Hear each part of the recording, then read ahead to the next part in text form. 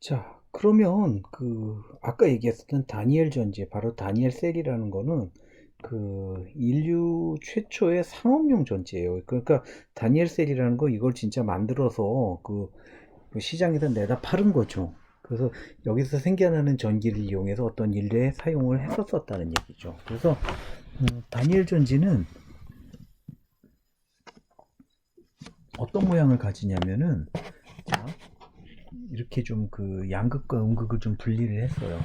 그거는 보면, 자, 음극 쪽에는 그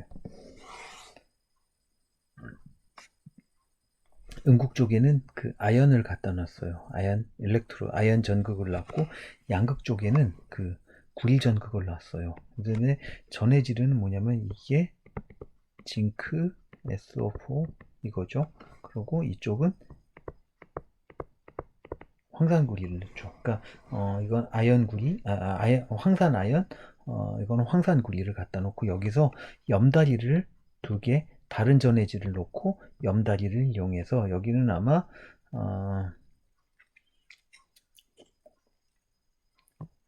KCl을 써서 아마 이제 서로 염들이 이동을 해서 서로 이제 전기적으로 둘이 합쳐서 중성을 만들어 주는 거죠. 그렇게 만들어진 장치입니다. 그래서 이렇게 해봤더니 그 자, 여기서 에노드라는 건 뭐냐면은 뒤에도 좀 다루게 되지만 미리 한번 설명해 놓을게요.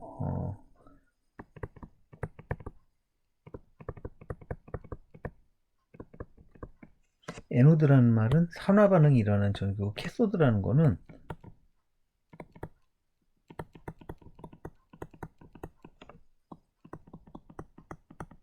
환원 반응이 일어나는 전극을 캐소드라고 얘기를 합니다. 그래서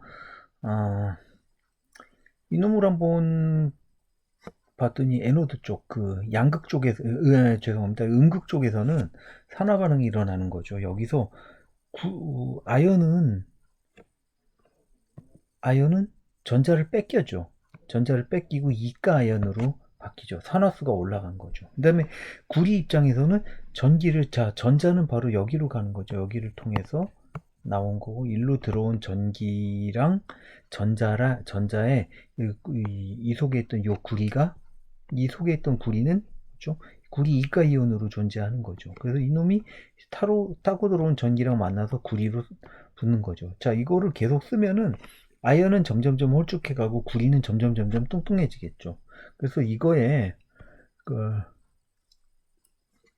전압은 어떻게 보면 0.34 더하기 0.76, 그러니까 1.1V가 되죠. 뭐 이렇게 이것도 어떻게 계산하는지는 나중에 좀 다루도록 할게요. 그러니까 뭐냐면 자, 이게 이제 최초의 상업용 전기입니다. 상업용 전지예요.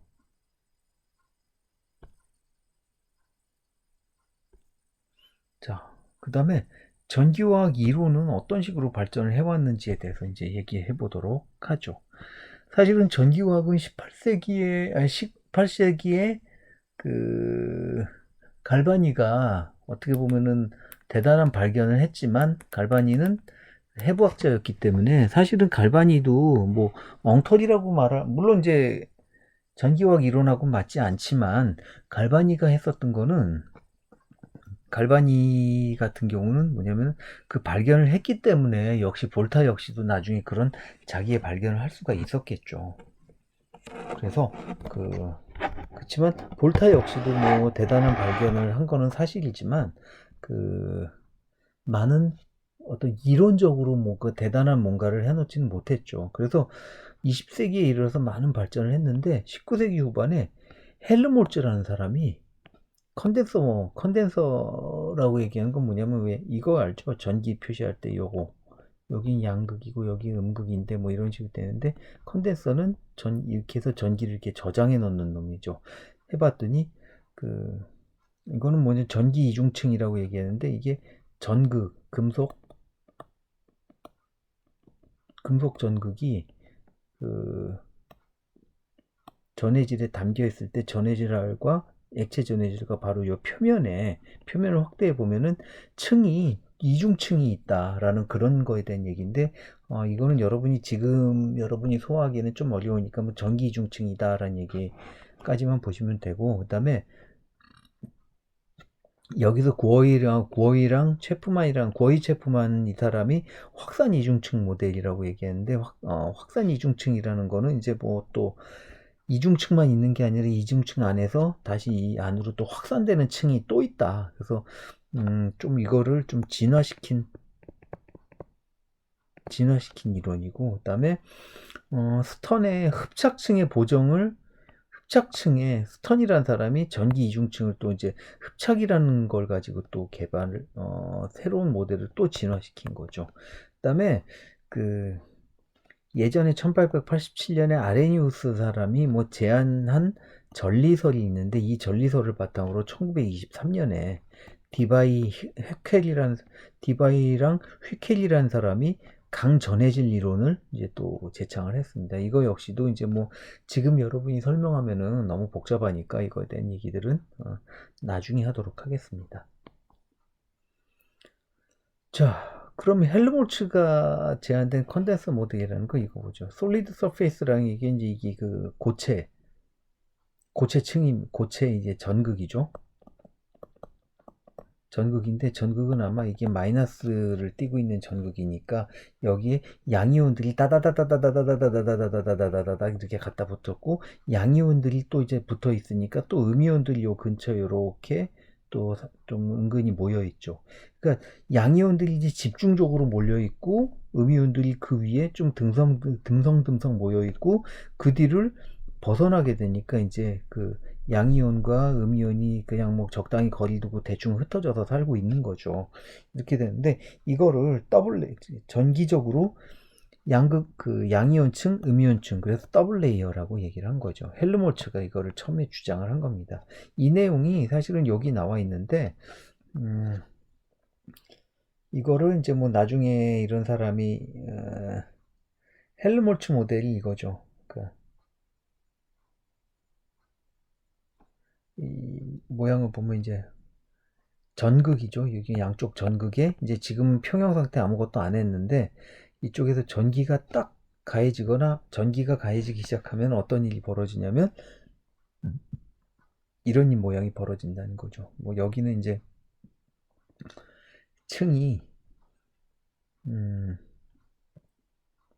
요거 이렇게 다다다다닥 붙어 있는 거죠. 그 다음에 여기 약간 듬성듬성 모여 있는 양이온들이 다다다닥, 거꾸로 만약에 이쪽이 플러스라면은 여기에 음이온들이 따다다다닥 붙어 있고 양이온들이 듬성듬성 있겠죠. 그래서 여기서 요만큼이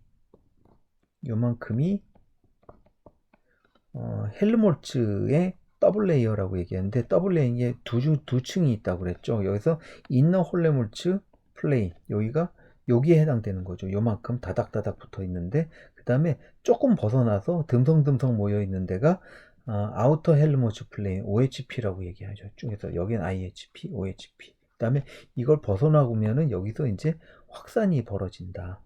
여기는 이제 벌크 유체, 여기 있죠. 벌크 유체로부터 확산층들이 또 있다라는 거를 이제 얘기를 하자는 겁니다. 이게 뭐 전기 이중층은 이렇게 생겨 먹었다. 근데 여기서 여러분들이 알아둬야 될 거는 전기 이중층은 그렇죠. 그 전기 이중층이 이렇게 생겼다. 여기 다닥다닥 보는데 여기가 IHP, HP, 이너 헬름홀츠 플레인, 여기가 OHP 라는 사실까지만 여러분들이 알아두시면 뭐 좋을 것 같습니다.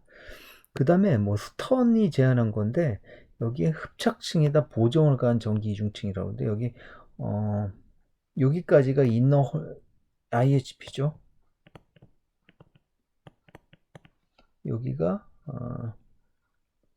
여기까지가 이제 그 OHP. 여기 아마 마이너스니까 이제 플러스들이 다다다닥 붙었고, 여기에 또 마이너스 이온들이 듬성듬성 이거보다는 좀 듬성듬성 모여 있고, 요만큼이, 그 다음에 다시 또 여기에 플러스 이온들이 모여 있다. 이게 바로 스턴층이고, 그 뒤에 확산층들이 있다. 여기 이제 여기 확산층들이 있다라는 이런 모델입니다. 그다음에 디바이히켈의 강전해질 이론이라는 건 뭐냐면은 이거는 이제 여러분이 이거를 보면 조금 더 뭐 대단히 복잡해 보이는데, 자 이렇게 한번 봅시다. 어떤 이온이라는 것 자체가, 이놈은 양이온이에요. 이놈은 음이온입니다. 근데 양이온 근처에 양이온 근처에 음이온들이 따다다다닥 모여 있고 이렇게 서클을 형성하고 있고, 그다음에 그 음이온 근처에 양이온들이 따다다닥 모여 있는데, 여기에 있는 만난 여기 또 밖에 있는 양이온이랑 이놈의 밖에 있는 음이온이랑 서로 눈 맞은 거죠. 이렇게 해서 쫙쫙 붙어 나간다는 게 강전해질 이론입니다. 그래서 이거는 이거는 뭐냐면 그 액티비티 얘기인데, 뭐 여러분이 뭐 그냥 HCl은 이제 그 강전해질 강산성이죠. 강전해질이죠. 그다음에 이거는 약전해질이죠. 그래서 이게 똑같은 상황에 똑같은 전류에서 이쪽이 훨씬 그 높다라는 거, 그 액티비티가 높다, 강전해질 쪽이 액티비티가 높다라는 그런, 이게 디바이에켈의 강전해질 이론입니다. 뭐 이거는 그냥 뭐 여러분 너무 복잡한 내용이니까 여러분이 대충 이 정도까지만 알아두시면 됩니다. 쉽게 얘기해서 이온들끼리 잘 뭉쳐가지고 전기를 더 잘 통한다, 그렇게 생각하시면 됩니다. 그다음에 현대 전기화학으로 이제 넘어가면서부터 타펠이라는 사람이 전류랑 과전압이라고 얘기했는데, 과전압은 사실은 이게 내가 참고로 좀 부끄러운 얘기지만, 내가 대학원생 때 이 과전압이라는 놈의 올바른 정의를 이해하는 데가 1년이나 걸렸어요. 그때 나는 이제 여러분처럼 학부 때 전기화학을, 내가 학부생 때는 우리 학교에서는 전기화학을 가르치질 않았어요. 그래가지고 그 전기화학을 제대로 배운, 조금 어떤 이런 학부가 수준의 과목이라도 뭔가 좀 전기화학을 배운 적도 없었고, 그 다음에 그 상태에서 바로 대학원에서 전기화학을 전공하다 보니까 거의 1년 가까이 굉장히 고생을 많이 했습니다. 뭐 이건 누가 가르쳐 주는 사람도 없고, 혹은 내가 혼자서 책 보고 찾느라고 굉장히 어려웠었습니다. 그래서 그다음에 1950년대에 계면이라는 건 뭐냐면, 이제 어, 전극과 전해질, 즉 고체와 액체 사이의 계면에서 전기화학 반응의 속도론적인 연구를 이제 50년대에 시작을 했고, 그다음에 60년대에 와서는 이제 완전히 전기가 어떤 영역 자체, 학문 영역으로 하나의 학문 영역으로 자기를 완전히 굳혔습니다. 그래서 근데 거꾸로 이제 물리화학이라는 거, 여러분 2학년 때 물리화학 배웠죠. 물리화학이라는 거는, 물리화학은 사실은 여러분 한 학기만 배웠지만, 화공과 아니에요. 화학과에 가면은 물리화학은 4학기에 걸쳐서 배우더라고요. 뭐 중간에 여러 가지 굉장히 두꺼운 책, 여러분이 예전에 봤었던 그 책이랑 다른 굉장히 두꺼운 책으로 무려 4학기나 배우더라고요. 거기 있는 구석구석 배우면서 심지어는 뭐 양자까지도 배우더라고요. 그다음에 전기화학은 어디서로 많이 쓰냐면은 스페이스 파워죠. 우주 공간에서의 전력 공급원, 이런 거. 예를 들면 전지를 쓴다든가, 혹은 태양광도 쓰기도 하죠. 우주에서 태양광 같은 경우도 결국엔 전기화학의 산물이죠. 그다음에 재료를 어떻게 안정되게 만드느냐, 정확하게 보면 재료의 안정화. 예를 들면 이제 뭐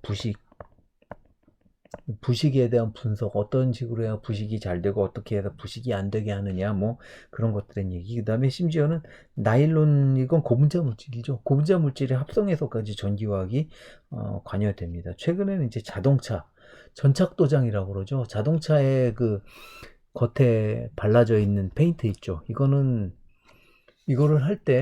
페인트를 바를 때 그냥 붓으로 페인트를 바르거나 이렇게 뭐 스프레이로 뿌리는 거나 이런 게 아니라, 전기를 걸어준 상태에서 도장을 해요. 그래서 굉장히 안정적으로 잘 달라붙고 부식도 잘 안 일어나게 합니다. 일반적으로 그냥 보통 페인트를 발랐으면, 자동차 같은 경우는 1년도 되기 전에 비몇번 맞으면 그냥 여기저기 그냥 다 그냥 부식이 일어나 버리죠. 아무리 부식이 안 되는 후진차라고 하더라도 몇 년은 타야지 그때부터 부식이 잘 일어나죠. 자, 그런 데 대한 얘기들이 이제 전기화학은 굉장히 많은 분야로까지 갔고, 더 심한 경우는, 더 심지어 더한 경우는 여기다 쓰지 않지만 환경 분야까지. 환경 분야에서 예를 들어서 폐광에서 나온 물질들이 그 폐광에서 나온 물질들이 어떤 중금속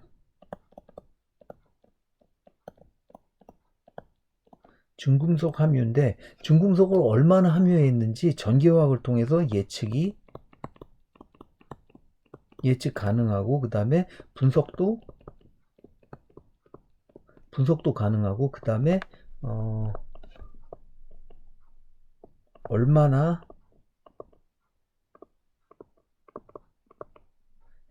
해로운지까지도 예측 및 어떤 그런 그 분석이 충분히 가능합니다.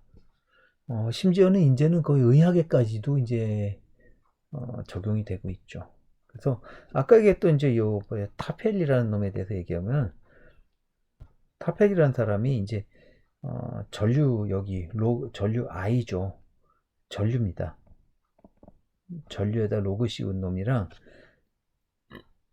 과전압이랑 해봤더니 전류가 커지면 커질수록 사실 과전압도 커지게 돼요. 이건 무슨 뜻이냐면은, 자, 이렇게 한번 좀 생각을 해보세요. 여러분이 그 핸드폰으로 계속 게임을 하고 있다면 어떻게 되죠? 핸드폰이 뜨끈뜨끈해지죠? 뜨끈뜨끈해지는 거의 대부분은 배터리가 이제 뜨거워지는 거죠. 배터리가 뜨거워지는 이유는 뭐냐? 그 핸드폰을 그냥 놔두고 있어도 역시 전류를 뽑아 쓰지만, 게임을 할 때는 더 많은 양의 전류를 뽑아 쓰죠. 게임을 하고 있는 동안은 많은 양의 전류를 뽑아 쓴다는 얘기는 바로 이제 과전압이 높아지는 건데, 과전압은 아마 이타로 대부분 표시를 합니다. 그래서 단위는 전압 단위를 사용하는데, 과전압은 작을수록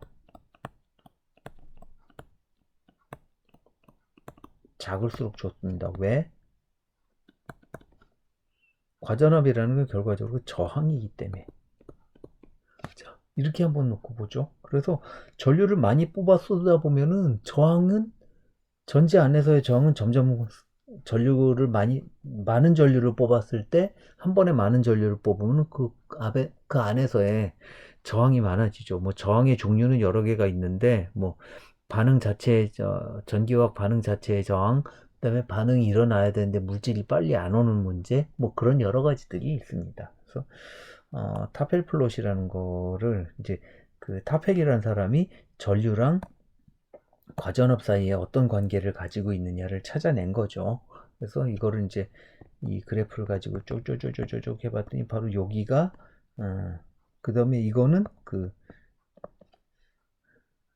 교환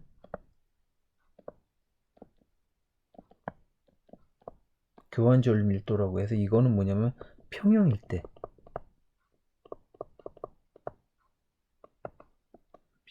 때 양극에서 음극으로도 전류가 흐르고 음극에서도 양극으로 전류가 흐르는데 둘이 같기 때문에 평형인 거죠. 그래서 그때 평형일 때 전류가 이게 교환 전류 밀도라고 얘기를 합니다. 이것도 뭐 여러분 좀 어려운 개념, 지금 보기에는 어려운 개념이기 때문에 나중에 천천히 지나면서 설명을 할게요. 실험을 해가면서 이렇게 보는 것도 괜찮은 방법이라고 생각을 합니다. 그 다음에 과전위에 대해서 좀 다루는데, 아까 과전위는 결과적으로 뭐냐면 이놈은 저항이라고 얘기를 합니다. 그냥 셀 리드 프로스팅 커런트, 전류를 만들고 있을 때 전극 포텐셜은 제로 커런트에서부터 2인 처음엔 전류가 안 흐를 때의 그 전위는 2인데, 그 새로운 값을 다시 2 프라임으로 바뀌게 되죠. 그래서 두 사이의 차이가 바로 오버 포텐셜 이타라고 얘기를 합니다. 그래서 뭐 뒤에 거는 여러분이 뭐 신경 쓸 필요 없어요. 여긴 지금 여러분 설명하고 싶어도 너무, 이거 설명하면 여러분 머리에 쥐납니다. 지금 학부 단계에서는 여러분 그거까지 설명하면은 안 돼요. 나도 양심이 있지. 뭐 설명해주고 싶은 마음이야 굴뚝 같지만 이거 다 설명해주고 여러분이 체하는 것보단 낫죠. 그다음에 전기화학 영역이 타 분야와의 관련성을 한번 보면 이오닉스, 이온의 거동, 수율, 가역 전극 등에 대한 얘기들이 있고, 그다음에 인터페이셜 페노미나, 바로 이제 그 인터페이스가 뭐죠? 그 계면이죠. 계면 현상.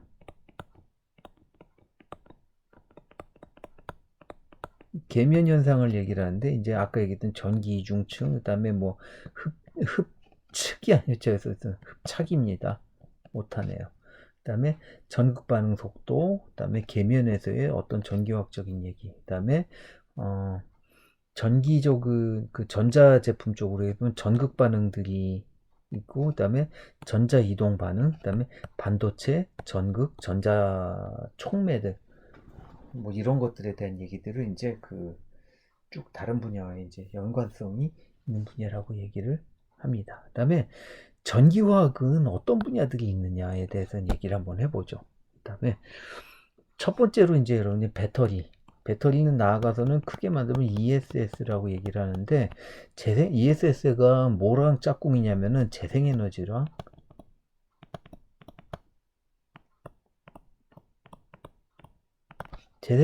짝꿍이어야 돼요. 왜 그러냐? 자, 이렇게 한번 생각을 해보죠. 우리가 전기가 필요할 때, 여러분 집에 태양광을 달았다고 칩시다. 혹은 풍력발전기, 미니 풍력, 조그만 풍력발전기를 달아서 집에 여러분이 전기를 쓰고 있다고 칩시다. 근데 여러분이 이게, 태양광 같은 경우는 낮이죠. 낮 시간에 여러분이 집에 있는 일이, 요즘 이제 코로나 때문에 낮 시간에 다 계속 집에 있겠지만, 그 낮 시간에 집에 있는, 보통 이제 코로나가 아니라면은 여러분은 낮 시간에 좀처럼 집에 있질 않아요.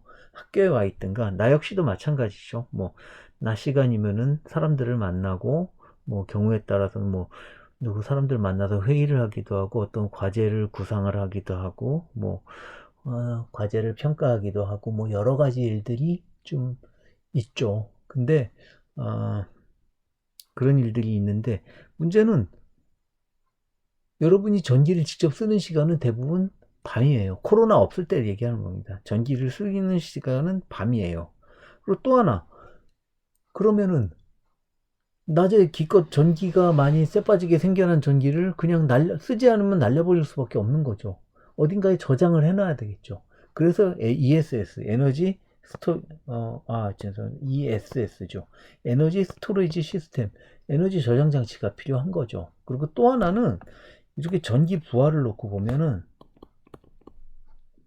자, 이렇게 보면은, 자, 이게, 보통 6시에서 7시 사이에 쓰다가 보면은, 밤 12시가, 밤 12시, 0시부터, 0시에서 한 뭐 6시 사이까지는 이렇게 한 거의 쓰지 않다가 6시에서 한 7시 사이에 조금 이렇게 피크를 그려요. 그리고 피크를 그리다가 요 정도로 이렇게 살다가 점심시간 한 12시에서 1시 사이에 또 조그만 피크를 또 그리다가 쭉 나가다가 저녁 때 와서 이런 피크를 그리다가 또 다시 바닥으로 갑니다. 근데 전기 용량은 여기에 맞춰야 돼요. 근데 잠깐 쓴다고 이게 피크죠.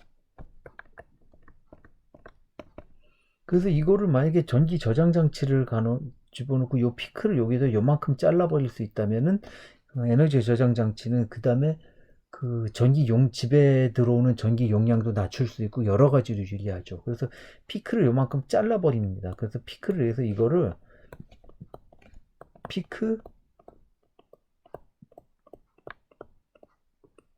피크를 면도해 버리다는 거.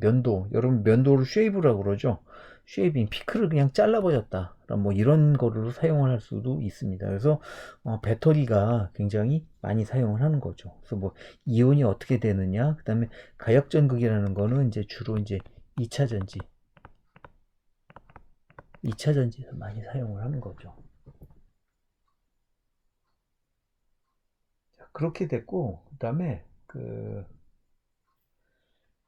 전해 공정이라는 거는 이제 식염 전에 그 바닷물에다가 전기를 줘버리면은 또 소금이 생겨나는 거. 그다음에 알루미늄을 전기를 줘서 알루미늄을 석출해내 가지고 알루미늄을 찾아내는 거. 그다음에 요즘은 그 물에다가 전기를 줘서 수소전에 수소 생산을 하는 거죠. 이렇게 수소 생산을 해서 수소 자동차에 집어넣고 이제 달리게 하는 거죠. 그다음에 전기화학이 또 필요한 전기화학의 영역 중에 하나가 표면 처리 기술인데 전기 영동이라든가 자동차 표면 처리 아까 얘기했던 전착 도장 있죠. 그 전착 도장 이런 것들 있고 그다음에 광전기화학 뭐 태양전지 태양광 역시도 전기화학의 산물이죠. 뭐 나중에 선율할 그다음에 전자공학에서 이제 반도체 제조에 있어서도 반도체 제조상에서도 전기화학이 꼭 필요하게 됩니다. 그다음에 전기화학적인 센서, 그다음에 생물 전기화학인데 자동차 배기가스라든지 혹은 이제 뭐 효소 같은 거 이런 센서들이 있고 그다음에 생체 전기, 우리 몸에서도 살짝 어느 정도의 전기가 흐릅니다. 그다음에 이온체, 유기체 간의 어떤 그 산화 환연결 환원이네요. 산화 환원 평형 등 그다음에 평형 등등 뭐 이런 것들 그다음에 환경 보존에서 이산화탄소 저감을 위해서도 뭐 이제 전기력이 많이 사용하고 그다음에 어 여기 나와 있지 뭐 그렇죠 여기 표면 처리 기술 중에 여기 부식 부식에 관련된 얘기들도 있습니다. 이런 굉장히 폭넓은 분야예요. 그래서 전기화학이 단순하게 배터리만 한다 이게 아니라 부식 그다음에 도금도 있겠죠. 아 여기도 빼먹었대 표면 처리에 도금